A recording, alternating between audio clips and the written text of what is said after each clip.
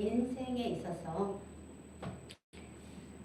성공을 하는 사람들은 대체로 신념과 목표가 뚜렷하죠. 사실 목표와 신념이 없는 사람이 성공을 하기란 매우 어려울 수밖에 없습니다. 신앙에 있어서도 마찬가지인데요. 신앙도 승리하는 사람과 실패하는 사람이 있는데, 그러기에 그 승리하기 위해서 꼭 필요한 것은 바로 신앙에서도 목표와 신념이 필요하다는 것이죠. 그렇다면 신앙생활의 신념과 목표는 무엇이라 할 수가 있는 것일까요? 그것은 한마디로 하나님의 뜻을 아는 것이라 할 수가 있습니다. 우리가 하나님의 뜻을 아는 방법으로는 참으로 많죠. 여러 가지 그 실상을 나열하자면 정말 많을 수 있겠는데요. 하지만 우리가 보편적으로 알고 또 그렇게 이어가는 두 가지를 나눌 수 있다고 한다면, 그 하나는 바로 하나님의 말씀으로 인하며 또 하나는 기도를 통해 알 수 있다는 것입니다. 이번 시간에는 그 중에서 기도를 통해 하나님의 뜻을 아는 것에 대해 살펴보기를 원합니다. 종교개혁자 루터는 만일 하루라도 기도를 소홀히 한다면 신앙의 정열을 잃게 된다라고 했습니다. 또한 사무엘 선지자는 기도하기를 쉬는 것은 하나님 앞에 범죄하는 것이라고 정의를 했었죠. 그만큼 기도는 신앙인들에게 뗄래야 뗄 수 없는 필수 요소가 되는 것입니다. 오늘 본문에서도 기도의 중요성과 필요성에 대해서 말씀하고 계시는데요.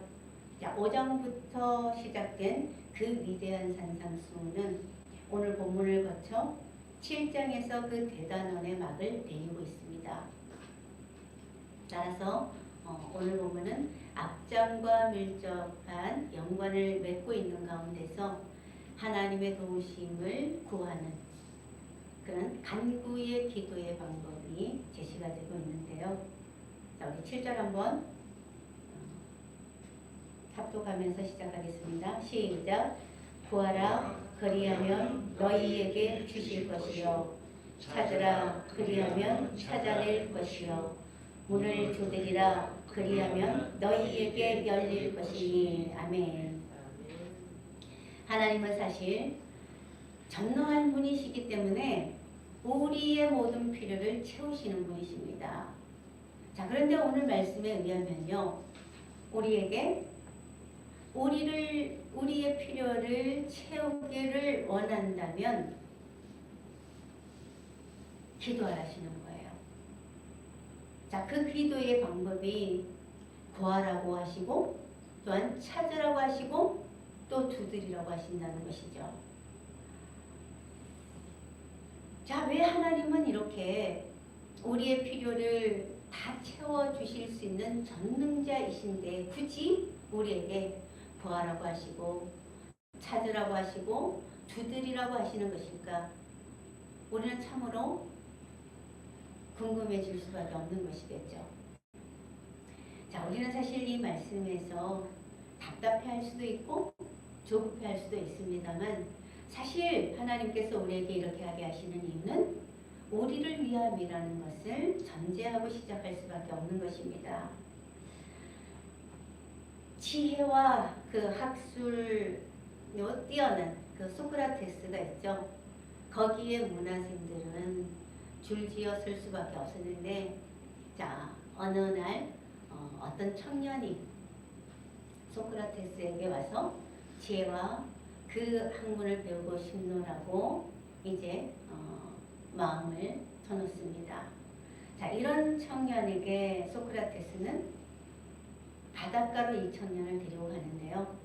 그리고 그 바닷가 안으로, 바닷물로 이제 걸어 들어갑니다. 청년과 함께. 자, 그래서 물이 허리쯤 차오르는 그 지점까지 가더니 갑자기 이 청년의 머리를 누르고서는 이 바닷물 속으로 이 청년의 얼굴을 집어넣습니다. 이 청년은 숨쉬기가 고통스러움을 넘어서서 거의 실신 상태에 가겠죠. 그럴지라도 이 소크라테스가 놔주지 않았더라는 거예요. 그야말로 완전히 소진 상태가 돼서 더 이상 버틸 수 없는 상태가 되자 소크라테스는 이 청년을 이제 그 얼굴을 머리를 들어 이제 밖으로 내보내고 자기는 집으로 돌아갔습니다. 청년은 그렇게 모래사장에 한참 들어 누워 있다가 어느덧 정신이 차오르자 소크라테스를 찾아가서 따졌다는 것이죠. 왜 자기를 바닷물에 쳐넣었냐 이렇게 따졌다는 거예요. 자, 이런 청년에게 소크라테스는 그때 자네가 가장 시급하게 갈급했던 것이 무엇이었던가? 자, 이런 소크라테스의 질문에 청년은 숨을 쉬고 싶었습니다. 너무 솔직한 대답이죠. 자, 이런 청년의 대답을 듣는 소크라테스는 말합니다. 자네가 물속에서 숨을 쉬고 싶었던 것만큼이나 지혜와 학식에 대해서 갈구한다면 그것을 가르쳐 달라고 누구에게 부탁할 필요가 없다네. 결국 여러분, 우리는 많은 배움의 과정을 거쳐서 우리는 성장해 옵니다. 그런데 어떤가요, 여러분? 그 많은 배움의 과정을 거쳤다고 해서 그것이 모두 내 자신의 학문이 되었던가? 여러분, 우리는 스스로 돌이키면서 자문하게 되는데요. 그러할 때 대답은 한결같이 노라는 것입니다. 결국에 우리 스스로 질문하며 대답을 찾는 것은 뭐였던가요? 아무리 중요한 것이었을지라도 내가 그것에 대해 중요하다고 여기지 않는다면 나는 그것을 내 학문으로 받아들이지 않았을 뿐더러 어때요? 배우고 싶어하는 갈망조차도 없었다는 것이죠. 자, 그런데 어떤가요? 내 마음에 내 생각에 어떤 갈구함이 있다면 배움의 과정을 굳이 거치지 않았더라도 그것을 쫓아가서 내 자신의 것으로 만드는 그것이 일반적인 사람들의 모습이요, 사람들의 삶의 형태라는 것입니다. 결국에는 학문의 위대성이 아니라 그 자신의 갈급함의 어떠함에 따라서 학문에 갖추고 갖추지 못하는 것이 결정되더라는 것이죠. 만약 우리가 신앙생활하는 가운데 우리의 모든 필요가 그야말로 자동으로 차곡차곡 필요할 때마다 채워지게 된다면 우리의 신앙 면모는 과연 어떤 형태로 만들어져 있게 될까요? 자, 물론 어떤 의미에서는 우리 신앙인들은 그렇게 필요할 때마다 차곡차곡 채워지는 그러한 일상이 우리에게 주어진다면 뭐 대체로 행복해하고요, 대체로 만족해하고 대체로 편안해하는 삶이 이어지게 되겠죠. 자, 그러나 정작 그 실상을 파악하게 된다면요, 그것이 꼭 좋은 것만이 아님을 알게 된다는 겁니다. 자, 그것은 우리가 실제로 신앙이 아닌 표면적인 신앙으로 하나님을 섬기었더라도 하나님이 그렇게 해주신다면, 우리의 필요를 모두 다 채워주신다면 그것은 우리는 어때요? 실제의 신앙이 아니라 표면적인 그 신앙에 그쳐지게 되고, 그런 표면적인 신앙으로는 그럴듯함으로 치장되어 있기는 하지만 그 신앙의 실제에서는 하나님을 향한 절실함이 없기 때문에 사실상 그 신앙은 거짓 신앙에 불과할 것이 불을 부를 뻔한 것이 될 수밖에 없다는 것입니다. 신앙은 자기의 생명이 걸려있는 만큼 강한 목표와 신념으로 세워져야 한다는 것이죠. 자, 그러니까 대충 신앙생활하는 것에는 결국 하나님에 대한 절실함이 배제되어 있기 때문에 그러한 신앙생활의 목표는요, 얼마든지 또 언제든지 하나님이 아닌 다른 것으로 대체할 수가 있다는 것입니다. 때문에 하나님은 그분의 자녀들에게 하나님을 향한 절실함을 채워주도록 만드는 기도 생활에 치중하도록 권유하신다는 것이죠. 그것이 바로 오늘 이 말씀에서 우리에게 명령하시는 구하고 또한 찾고 두드리라는 그 말씀이신 것입니다. 구하고 찾으며 두드리라는 이 세 단어는 결국 동일한 목적으로 사용된 것으로서 이 세 단어를요, 한 단어로 바꾸어서 표현한다면 기도하라, 그리고 기도하라, 그리고 또 기도하라, 이렇게 표현할 수가 있다는 거예요. 결국엔 뭡니까? 기도하라는 말씀이시죠. 자, 그러면 왜 하나님은 기도를 하라고 하시면 되지, 왜 또 하고 또 하고 또 하고 그렇게 하라고 자꾸만 하시는 것일까요?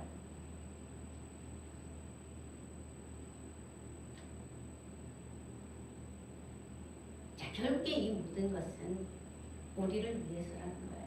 그러면 오늘 우리에게 이렇게 구하고, 찾고, 두드리라고 이 말씀 사실 우리는 수없이 들었어요. 그죠? 들어오셨어요. 그죠? 근데 이렇게 수없이 들으신 이 기도하라는 하라시는 이 말씀에 따라서 여러분, 우리 기도 그렇게 많이 합니까? 안 하잖아요. 하시는 분들도 계세요. 근데 대체로 안 하시는 경우가 많잖아요. 자, 안 하신다고 해서 하나님이 그럼 기도하지 마라 그러신다면 우리는 어떻게 되겠습니까? 우리는 여러분, 우리의 앞날은 사실 보장이 안 돼요.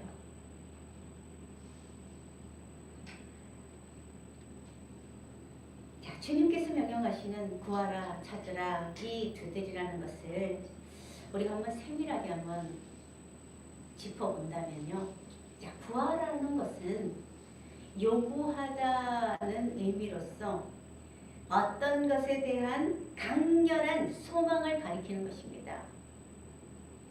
강렬한 그것을 소망하라는 거예요. 또한 찾으라는 것은 끊임없이 또한 신실하게 추구해야 한다는 것이죠. 네? 한 번으로 그치는 것이 아니라 어때요? 끈질기게 하라는 거예요. 또한 두드리라는 것은 단번에 응답되지 않는 것에 대해서 인내로서 추구해야 한다는 것이죠.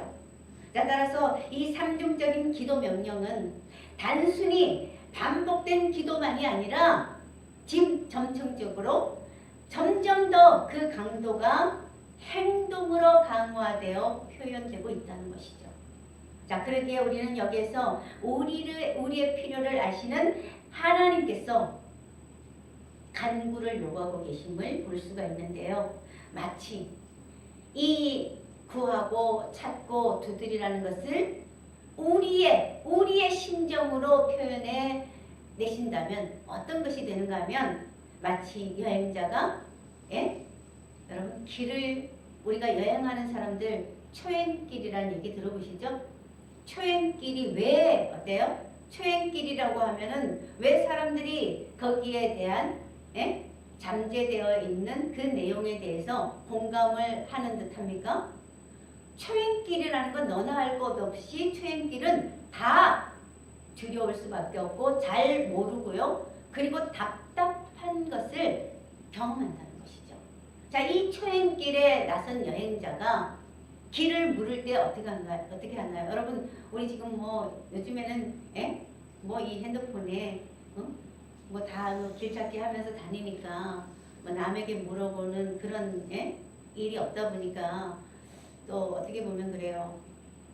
사실 우리가 말씀에 이해하는 부분에서 좀 도움이 안 되기도 합니다만, 여러분 몇 년 전만 해도 우리는 다 묻고 다녔어요. 물을 때 여러분 어때요? 길을 물을 때 어떻게 합니까? 쭉 오는 앞에 상대를 보면서 어떤 사람에게 물어봐야 친절하게 답을 해줄 것인가, 그죠? 근데 여러분, 누군가가 내게 길을 묻는다 이러면 여러분, 그 사람이 수많은 사람 가운데 나를 그나마 자기의 마음을 터놓고 싶어하는 선한 모습으로 비춰졌다라고 1차적으로 여러분 생각하시면 좋을 것 같습니다. 아무한테 못 물어봐요. 자, 어쨌든 두근거릴 수밖에 없는 그 마음을 가지고 여행자는 길을 묻습니다. 그럴 때 정말 초조하며 답답하며 간절한 마음으로 길을 묻는다는 것이죠. 또 집에 들어가기를 열망하는 그런 사람. 여러분 밖에 나와 보세요. 밖이 좋은 듯하지만 자기가 머물 수 있는 한계를 넘어서는 시간이 이제 초과되면 어때요? 집에 들어가기를 간절히 열망합니다. 그런 사람에게 집에 들어가는 것이 자꾸만 지체되는 상황이 발생이 되면 어때요? 제발 집 가고 싶어. 집 가고 싶어. 그러면 경험해봐야 알아요. 그죠? 또 구걸하는 사람이 동량을 구걸하듯이 요즘에 여러분 노숙자들은 참 과거에 비하면 정말 수월하게 좀 편안하게 복지 잘 돼 있죠. 또 얼마든지 또 그런 시스템 혜택을 또 보기도 하죠. 근데 과거에 어땠었나요? 국민 전체가 어려울 때 그때 구걸하는 그 동량을 하는 사람들, 그 사람들은 매를 맞기도 하고 두들겨 맞기도 하고 모욕을 당하게 됐더라는 거죠. 그래도 어쩔 수 없이 구걸을 해야만 했던 그 상황, 얼마나 힘겹고 고통스럽고 애처로웠을까요? 여러분, 우리가 하나님 앞에 구하고 찾고 두드리라는 그 기도의 상황은요, 바로 이렇게 그 수많은 사람들이 어려운 상황에서 어쩔 수 없이 목숨 걸고 모욕을 감내하면서 구걸해야만 하는, 얻어내야만 하는 그러한 심정으로 우리가 하나님 앞에 기도하는 그 모습, 그 태도를 가지고 나가야 한다는 거예요. 근데 우리는 어떻게 합니까? 내가 오늘 기도해 주니까 하나님 위로 받으세요. 오늘 내가 이 기도하니까 하나님 오늘 나는 내 임무 패스합니다. 뭐 등등. 여러분 이런 태도로 우리 나가서 하나님 앞에 기도하면 안 된다라는 겁니다. 똑같이 기도한다고 하지만 어떤 사람은 바로 오늘 주님께서 가르쳐 주시는 이러한 심정으로 기도 드린다라는 거죠. 자, 어떤 사람은 하나님이 들으시면 들으시고 안 들으시면 안 들으시고 뭐 그런 마음은 아니겠죠. 기도하는 분들이. 하지만 오늘 이렇게 주님께서 가르쳐 주시는 간절한 마음으로 나가는 이 심정과는 그야말로 비례되지 않게 그냥 나는 내 임무 했습니다 라는 그 수준으로 기도를 한다면 기도를 받으시는 들으시는 그 하나님의 입장에서는 어떤 사람의 기도가 그야말로 대견하고 정말 귀하고 정말 사랑스럽게 받으실 수가 있을 것인가, 우리 한번 생각해 볼 필요가 있다는 것입니다. 즉 하나님은 우리에게 하나님께 간절한 마음으로 요구하는 이것을 통해서 하나님의 자녀들이 하나님의 자녀다운 그 수준으로 훈련되기를 원하신다는 것입니다. 자, 그렇다면 하나님의 자녀의 수준이란 어떤 모습이 되어야 하는 것일까요? 그것은 바로 이 세상 사람들하고는 차원이 다르게 하나님의 축복 속에서 예수님을 닮은 품성으로 살아가는 것이 곧 하나님의 자녀들이 살아가야 할 모습이라는 것입니다.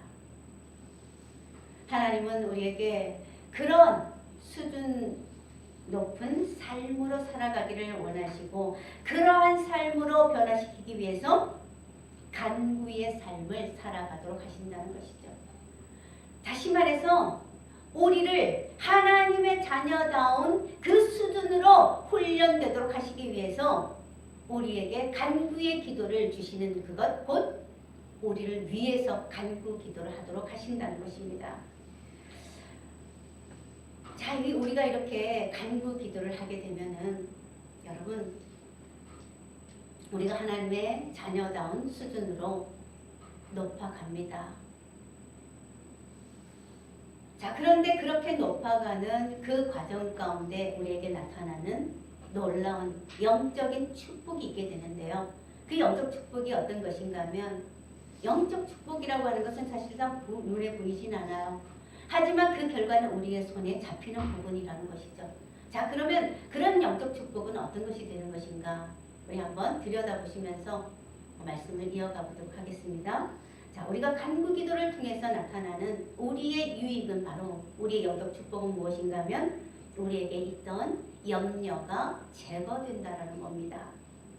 자, 사람들은 누구나 할 것 없이 목숨을 위하여 무엇을 먹을까? 무엇을 마실까? 무엇을 입을까에 대해 염려하는 데에 인생 대부분의 삶을 소비하고 있다는 겁니다. 자, 7절에서 기도하라 하셨던 것도 결국에는 이 같은 것을 구하고 있던 그 사람들이 있었기에 말씀을 하고 계신다는 것이죠. 자, 그래서 어떤 비난주의자는요, 비판주의자는 사람은 마치 먹이를 찾아 헤매다가 결국 허망하게 죽고 마는 짐승과 다를 바 없다라고 말하기도 했습니다. 그런 까닭에 히브리서 기자도 인생들이 죽기를 무서워하며 그렇기 때문에 일생에 매여 종노릇하는 자들임을 분명히 밝히고 있다는 것이죠. 자, 그러나 하나님은 예수 그리스도의 보혈로 구원받은 자녀들이 세상 사람들처럼 먹고 사는 문제에 얽매여서 근심이나 염려 속에 살아가기를 원치 않으신다는 것이죠. 자, 그러기에 오히려 하나님은 그분의 자녀들이 모든 삶의 문제들을 하나님께 기도로 아뢰어 주님으로부터의 공급과 인도하심을 체험하기를 원하시고 계신다는 것입니다. 빌립보서 4장 6절에 아무것도 염려하지 말고 다만 모든 일에 기도와 간구로 너희 구할 것을 감사함으로 하나님께 아뢰라. 자, 기도의 헬라어 프로슈케는요, 기도하는 사람의 마음의 자세가 하나님께 있음을 나타냅니다. 자, 기도한다는 것은 그냥 우리가 기도합니다. 여기에 초점이 있는 것이 아니라 어때요? 우리의 마음이 하나님께 있음을 나타내는 것이 기도라는 거예요. 또한 간구라는 것은 헬라어로 데세이라고 하는데 이 간구는 바로 필요한 것을 하나님께 아뢰는 것을 뜻하는 것이죠. 자, 그러니까 기도와 간구는 어떤 것입니까? 당면한 문제에 대해서 걱정하거나 초조해하거나 불필요한 관심을 쏟지 말고 하나님께 문제를 아뢰면서 그래서 하나님께 그 문제를 선하게 이루어 주실 것을 확신하는 그야말로 우리의 마음이 하나님께 있고 그래서 그 하나님께 문제를 아뢰는 그런 것이 있어야만이 우리가 하나님께 진정한 간구와 기도의 간구로 나아갔다고 할 수가 있게 되는 것이죠. 자, 그럴 때에 하나님은 그런 사람에게 역사하신다는 것입니다. 자, 우리 8절 한번 합독합니다. 8절 시작. 구하는 이마다 받을 것이요 찾는 이는 찾아낼 것이요 부르짖는 이에게는 열릴 것이니라. 아멘. 자, 예수님은 기도의 약속이 매우 필요하다고 생각하셨기 때문에 자, 이 7절이나 8절에서 거듭 반복하시며 강조하고 이제 그 약속을 하고 계십니다. 자, 그러니까 구하는 이마다 받을 것이요 찾는 이는 찾아낼 것이요 두드리는 이에게는 열릴 것이니라. 자, 하나님의 뜻 안에서 하나님께 간구하는 기도는 하나님과 강력하게 연결되는 줄이 되는 것입니다. 자, 이 연결되는 줄을 통해서 간구하는 자는 공급되어지는 하나님의 능력, 즉 하나님의 평안으로 채워져 모든 염려는 밀려나게 되어 있다라는 거예요. 자, 우리가 염려로 채워지게 되면은 하나님의 돌보심을 믿지 못하는 불신앙으로 추락하게 됩니다. 자, 그렇게 되면은 우리의 초점은요, 예수님이 아닌 상황으로, 그 상황으로 시선을 빼앗기게 되어 있다는 거죠. 자, 그 결과 우리는 점점 예수님께로부터 멀어져 하나님의 뜻을 전혀 알지 못하는 단계로 추락하게 되는 것입니다. 예수님을 믿는 사람이 예수님이 아닌 다른 곳으로 나아간다라는 것, 그것은 곧 무엇을 의미하는 것일까요? 그것은 바로 생명이 아닌 죽음을 의미하는 것이겠죠. 여러분, 우리가 염려하는 것, 염려하는 것 좀이야, 이건 일상이니까 염려하는 것이 뭐가 그렇게까지 문제가 돼요. 다시 우리가 염려해서 그냥 염려 툭 털어버리면 되는 것이죠. 여러분, 이렇게 간단하게 쉽게 생각할 수 있지만 여러분, 이게 결코 간단하지가 않는다는 거예요. 결국에 이 염려로 인해서 우리는 예수님께로 멀어져서 죽음으로 나아갈 수 있게 된다는 것을 우리는 잘 모를지라도 돼요. 주님은 아시기 때문에 그것에 대해서 걱정하시고 우리에게 이러한 부분들을 해결하도록 하시기 위해서 간구 기도의 필요성을 우리에게 알려주고 계신다는 것이죠. 자, 그러므로 우리의 삶에 염려가 자리한다는 것은 매우 위험할 수밖에 없다는 것을 다시 한번 우리가 기억하셔야 할 줄로 믿습니다. 자, 이런 가운데 우리는요, 하나님과 우리 사이를 멀어지게 만드는 염려와 같은 모든 부정적인 요소는 모조리 제거해야 할 필요가 있습니다. 따라서 우리는 염려와 같은 부정적인 요소를 완전히 제거시키기 위해서 부지런히 간구의 기도를 부르짖어야 할 것입니다. 사도행전 12장에 보면 헤롯의 핍박으로 베드로가 투옥이 되는데요. 자, 이때 베드로는 사형의 위협 속에 놓이게 됩니다.